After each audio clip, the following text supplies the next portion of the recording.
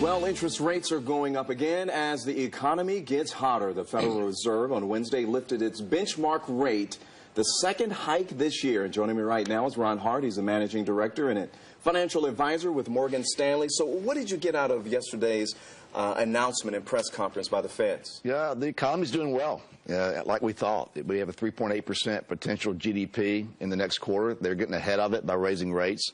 And what the Fed has always done is when the economy is slow, they lower rates, which puts gas in the economy. And when it goes well, like right now, they tap the brakes, raise rates to slow it down a little bit. And you know, when people hear about interest rates going up, and we talked about this before, whether it's a consumer or you're about to buy a home, they get a little jittery, like, what does that mean? So what does that mean for the average Jane and Joe out there? Not much, really. 25 basis points, 1/4% is not a lot of money. On a $25,000 car loan, it would be $3 a month more. Okay. So not a lot for everybody, but the Fed will raise probably twice again this year. So we're in a slow increase in rates toward a more normalized level. These have been inordinately low rates over the last few years because we came out of a huge recession.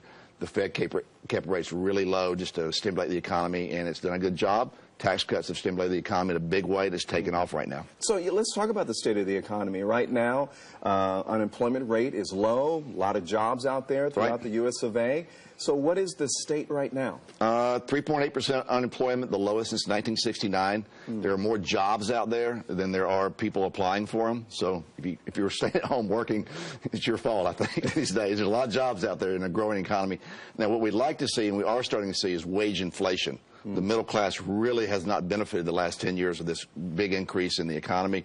Now labor is in demand. If you have a job, it's a great time to ask for a raise. Okay, so do you see a bubble out there about the burst, seeing that the economy is doing well? Yeah, we're in an aging economic cycle, and we rarely go 10 years without a recession. It would be very, very normal, very cleansing if we had one. I don't see one in the near future, but we certainly are cyclically near the timing that you normally have in a recession. Usually every 4 to 6 years you have a recession. We're 10 years into this thing, so we haven't had one yet. Yeah, and I was going to ask you about that, because a lot of viewers want to know, they keep hearing about a chance for a recession in 2020. Is that really realistic?